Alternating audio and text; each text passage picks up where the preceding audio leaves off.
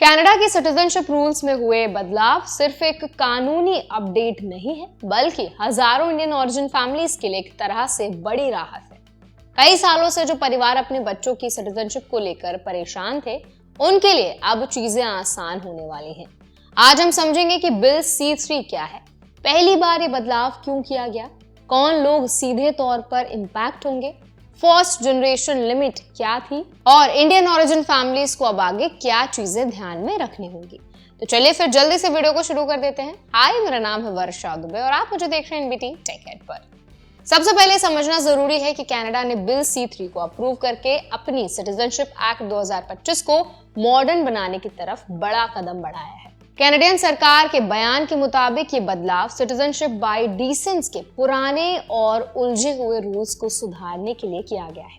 जैसे ही नया कानून लागू होगा, उन फॉरेन बॉर्न बच्चों को कैनेडियन सिटीजनशिप मिलेगी जो पहले रूल्स की वजह से एक्सक्लूड हो जाते थे। सरकार ने साफ कहा है कि जिन लोगों को सिर्फ पुराने कानूनों की वजह से सिटीजनशिप नहीं मिल पाई, उन्हें अब इस नए कानून के बाद सीधा फायदा मिलेगा।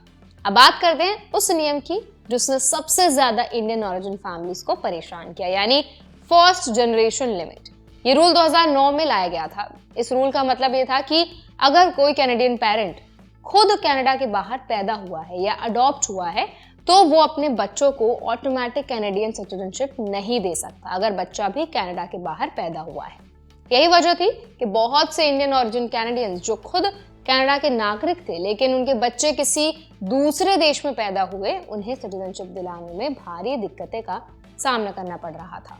कनाडा के कई इमिग्रेशन एडवाइजर्स का कहना है कि बिल C3 इस लंबे समय से चली आ रही कॉम्प्लेक्सिटी को खत्म कर देगा। कनाडा बेस्ड इमिग्रेशन एनालिस्ट दर्शन महाराजा ने साफ कहा है कि अब अगर कोई Indian origin Canadian citizen Canada में रह रहा है और उसके बच्चे बाहर पैदा हुए हैं, तो उन्हें अब सिटीजनशिप का सीधा फायदा मिलेगा।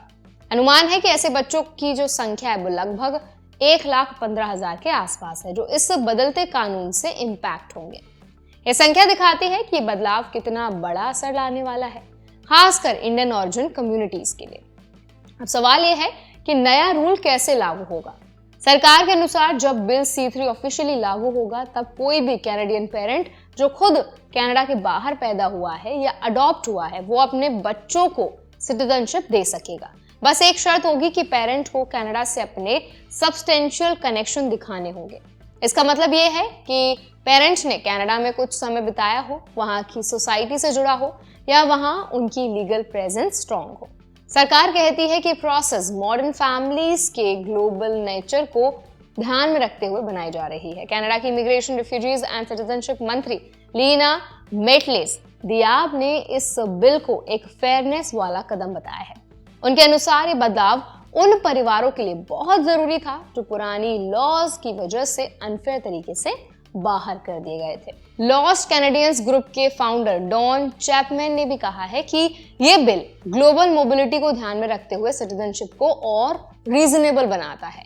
अब बात करते हैं कि इशू पहली बार उठा क्यों था और कोर्ट तक क्यों पहुंचा। 19 दिसंबर 2023 को Ontario superior court of justice ने सिटीजनशिप एक्ट के कुछ हिस्सों को अनकॉन्स्टिट्यूशनल बताया और कहा कि ये बच्चों के लिए अनफेयर रिजल्ट्स लाता है। इससे पहले भी कई फैमिलीज ने इस रूल की वजह से पैदा हो रही दिक्कतों को लेकर शिकायत की थी। कनाडा की गवर्नमेंट ने इस जजमेंट को चैलेंज नहीं किया क्योंकि सरकार ने मान लिया कि ये लॉ आउटडेटेड है और बच्चों के लिए सही नहीं है। इसीलिए बिल C3 को लाना तय हुआ। अब आगे क्या होगा, ये कानून ऑफिशियली कब लागू होगा, इसकी date Canadian government order in council के जरिए अनाउंस करेगी। जब तक नया लॉ लागू नहीं होता, तब तक एक इंटरिम मेजर चल रहा है जिससे कुछ फैमिलीज को रिलीफ मिल सकता है, लेकिन पूरा फायदा तभी मिलेगा जब बिल C3 एनफोर्स होगा। इंडियन फैमिलीज जो इंडियन ओरिजिन की फैमिलीज है, उनको किन बातों का ध्यान रखना है, उस पर हम बात कर लेते हैं। देखिए, सबसे पहला पॉइंट तो ये है कि जिन पेरेंट्स के बच्चे कनाडा के बाहर पैदा हुए हैं, उन्हें अपने डॉक्यूमेंट्स और कनाडा से जुड़े प्रूफ्स को रेडी रखना चाहिए। दूसरा पॉइंट ये है कि लॉज लागू होने के बाद सब्सटेंशियल कनेक्शन की एग्जैक्ट डिटेल्स क्या होंगी, गवर्नमेंट इसे अलग से एक्सप्लेन करेगी, इसीलिए पेरेंट्स को गवर्नमेंट की ऑफिशियल अपडेट्स रेगुलरली चेक करनी चाहिए।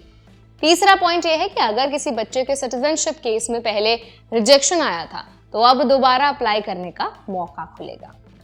तो आई होप ये खबर जो है आपके लिए राहत लेकर आई होगी। अगर आपको ये वीडियो अच्छा लगा हो तो वीडियो को लाइक करें, शेयर करें। ऐसे और भी अपडेट्स के लिए, वीडियोस के इन्फॉर्मेशन के लिए हमारे चैनल NBT टेक को भी जरूर सब्सक्राइब करें।